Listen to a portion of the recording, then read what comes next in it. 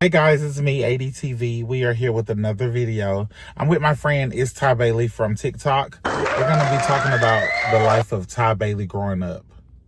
So, Hey y'all. Like AD said, it's TyBailey. I am from Gainesville, Georgia. That's where I was born. I was raised in Washington, Georgia. I am 19 years old. I'm about to be 20 on July 6th. That's my birthday. But yeah, life has not always been easy. I get on social media and always extra and energetic, but that's one of my shields to hiding like what I be going through sometimes, you know. Okay. So what we're gonna do today is we're gonna go grab some Chipotle really quick, and we're gonna get into it with TyBailey as we eat our Chipotle. Guys, we'll be right back, okay? Hey guys, we're back. So we got our Chipotle. We're gonna actually just chill and talk and vibe out, you know. So you started out saying life hasn't been always like fine and dandy. So can you explain it? Like, what was it like growing up as a child for you? So growing up as a child, I was raised by my aunties and my grandmas and my great grandmas. So all of the women in my family, that's who raised me. I never had like a male figure in my life. Okay. Well, my grandma mostly was the main person that brought me up. So with her, before my great grandma passed away, her mother, everything was cool. You know, we all lived together. Everything was good as it seemed. But then after my great grandma passed away, that's when everything shit just fell down. What do you mean? Just fell. My grandma, we kept getting evicted out of different places. Our lights kept getting cut off. It got to the point where me and my grandma had to live in a homeless shelter. And wow, it's called Family Promise. And it's a homeless shelter where you stay there. You stay in different churches every night. Like different churches have like volunteers that will like spend the night there with you and cook for you and things of that nature. Right. And you would just stay one night in different churches. And we were there. We did that for a year. And then they gave us a house. And we lived in the house. We had to pay rent. We stayed like they were trying to get us on our feet. Right. We stayed in one of their houses. They would get us on our feet and like that. And then we got to the point where you have to, by a certain point, they want you're supposed to be bettering off yourself and building and saving. Right. So after your time is up, you should be able to get your own place. Right. But that was not the case for me and my grandma. My grandma was always the person that kept faith. She really didn't. She was a hard worker, but she always believed that God will work it out. God will work it out. God will work it out. God will work it out. Right. So it got to the point we did get evicted out of the homeless shelter like the house that they gave us. Oh wow! Out of the homeless shelter. We got evicted out of that too. My goodness. My grandma did not know how to save money. She always was a spender. She loves to spend money. She does not know how to save money at all. So how is your relationship with your grandma right now? Me and my grandma are really close. We're like brother and sister, actually. She always calling me. We always on the phone. I'm always with my grandma. We always talk. We always gossiping. But yeah. So y'all got a really close bond because of the things y'all went through together. What about your parents? Like, were you close with them? No, my parents, I used to live with my mom. I lived in Riverdale, actually, for a little while with my mom. And that was it. I really don't, my dad was in and out of prison and out of jail, so I didn't ever have a relationship with him. And my mom was always doing her own thing, right, with my brothers. I have 4 other brothers that she raised and stuff like that. But no, they never like been in my life. So you don't really like have a relationship with them? No, I don't even see them as parents, to be honest. I don't even see them as parents. I just see them as like regular people, you know. They came. So when you're around your mom or your dad, you don't have a certain feeling like this is my mom, or you know, like not at all. There's no type of bond or nothing. Nope. Does she know? Like, does she? What got to that point? Did she give you up for adoption, or what was it? My grandma she always was stepped in. She always was that person that raised me. So it was never like, it was just like they did do a custody thing. Like my grandma did have custody of me. So my grandma has really almost always had custody of me. So in the time I was staying with my mom, it really wasn't nothing. I was just staying with my mom. My grandma she always had custody of me. Wow. Yeah. That's deep. So do your dad accept you like for who you are, you know? Yeah, my dad does accept me. Actually, my mom and my dad are bisexual. What? Wait a minute. Yeah, they both of them. They both flip around. They both flip around. They both. So it wasn't even a hard test for the family accepting you at all. No. They both be around the fence, baby. That's deep. Oh, wow. They both be all around, honey. It's a mess. Okay. For real. That makes sense. So I didn't never have to do no coming out or whatnot. I think my family, they knew.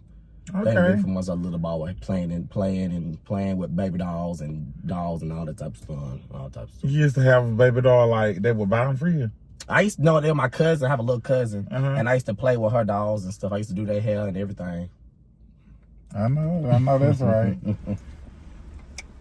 So, growing up, basically, did you have like a boyfriend at a young age, or were you just like, did you wait till you get older? So when I was younger, I had a girlfriend when I was young, about 4th grade or 5th grade. I did have a little girlfriend, a little school girlfriend. I think we all had that. a little school girlfriend I used to talk to right now. But when we used to go home in the neighborhood, I used to have like a little neighborhood boyfriend that we used to go play hide and go get, mess around in the woods and stuff and mess around. So you were doing that at a young age, or was it real? Well, no, I wasn't doing it, but it was just like sucking. We were both. Oh God! We were both young. How old, Ty? I can't even remember. I know I was like in 4th grade, like 4th grade and 5th grade, like. Ty, so what did y'all know about that at that young age? I don't know. And we used to play on the playground too at school. What to do? What? We used to play hide. We play as a group, honey. It used to be the little Mexican girls, the black girls, black boys. All play hide and go get it. And then you would always be with that one boy. I used to try to. Yeah. I can remember stuff like that. The boy at school, I used to try to do it at school. It was named Leo. Then I had a girlfriend at school as well, so I had to balance both of them. Oh my God! I had to balance both of them for real. Do you think your younger self is like proud of who you are today? Yeah. Like, did you used to hide it or anything, like, from the kids at school? I always been an extra outgoing person. So they already knew, like, she flamboyant. Yeah, she gonna be gay. Yeah. Especially when I got to the middle school. That's when they started calling me gay. And what you say middle school and stuff like that. I had a girlfriend in middle school. Uh-huh. I had a girlfriend in middle school, and then we were talking one night. And that's back in the day when Instagram used to have if you follow somebody, you can see what they be liking and stuff. Oh! So I was liking pictures of boys. I would like a picture of boys, they shirt out, like a picture of boys, they butt out. So she went to school, she exposed me. What she say? She said, he on here liking boys and stuff. She was telling everybody around the school. You were hurt. I was hurt. I was scared too, honey. Why was you scared? Because I wasn't out like that now. I was very flamboyant. So you was embarrassed from Yeah. So she saw what you was liking. And I used to hate because Instagram used to show that. Yeah, she swiped over to saw what I was like and screenshotted it. She sent it to me and she was telling everybody at school. What did she say to you when she sent it? She was like, what is this? You already liking pictures of boys? And whatnot. It was very embarrassing. I wasn't ready for that. I wasn't ready for that, honey.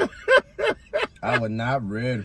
Ty, so after she exposed you, what were your thoughts for her? Like, did you want to still be with her or what? We weren't together no more. We got into a fight actually at school. We were arguing and whatnot. And then we were arguing back and forth, just arguing back and forth and whatnot. It got real heated or whatnot. The teachers got involved or whatnot. In front of everybody? In front of everybody, honey, in the gym. We was in the gym just going back and forth. So you was already a little feisty, so you were giving her the business, huh? I sure was. And what she say? We were just going. I can't remember exactly what was said, but we were just going. Do you know her today still? We friends. We ended up being friends really after that, for real though. And now she just know, like. Okay. That's Yeah. cute. I like that. That's cute. That's cute. Now, Now I'm going to ask TyBailey, what created the name Is TyBailey? So everybody, they usually like how they address me. Like they always be like, "That's Ty." They always be like, "TyBailey, this TyBailey," because Tarico is my real name, but I always went by Ty. So it just came out like it's TyBailey. That they always call me TyBailey. Right. So like it's TyBailey. Yeah, it's me. It's me. Type thing. Yeah. It's me. It's me. Did you always have were you always the center of attention in school? I have. So you always was really dramatic and people just always loved you? I love schools. Let me tell you something. That's why I'm in school to be a teacher, and that's why I work with kids being a preschool teacher. Because I've always loved school because school is my getaway. Right. Because when the lights were off at home, we ain't had no food. I had lights and food at school. and nobody knew what I was going through. So school has always been my getaway. All the way So through. even though those times you were homeless, nobody knew it. Nobody.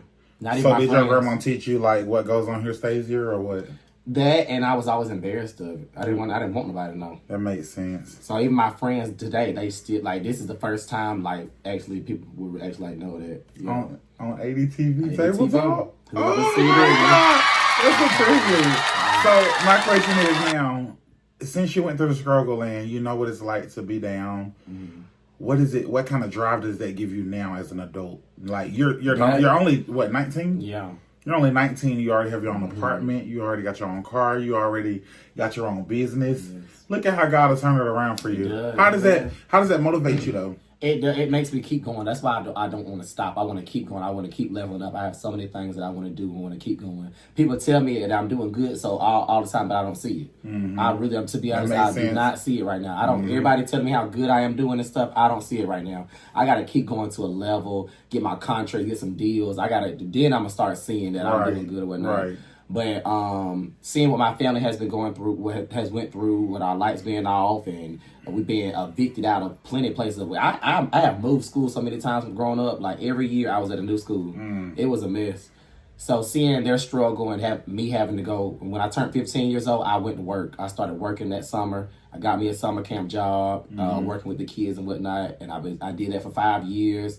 And I just keep going because I see what my family been through, and I refuse to live how they lived and how we used to live. I refuse.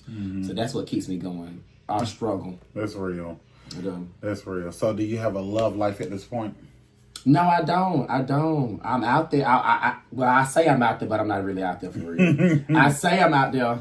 I would like to talk to somebody and grow with them and whatnot, but it's hard talking to a content creator. It's hard talking to a live streamer because our time goes into Exactly. I guess that's where you're coming from. And if they don't understand that, it's gonna be really hard for them to do that, because we'll be on live for 8 hours straight, and I might not be able to text them, I might not be able to call them, and I might not be able to see them. But they have to find me somebody that's on the same type of level I'm on and understands I'm trying to make me a little coin. I get it. Trying to make me a little coin. I get it. And that's respected. That's very respected. So, what can the people look for next? Like, what's coming up next when it comes to It's TyBailey? So, what's coming up next is I'm trying to grow on all my other social media platforms like Instagram and Facebook and YouTube as well. So that's what I'm trying to do more. I'm gonna get into more of making more content, doing some more skits, finding out where I am in the content world, just doing a little bit of everything until I find my thing. Right. I'm gonna continue to drop some more fans and t-shirts. Yeah, he actually inspired me to get my fans. So, as you see, Sarah Lee's right here, and it's TyBailey. I feel like it's nothing more important than supporting your friends in life.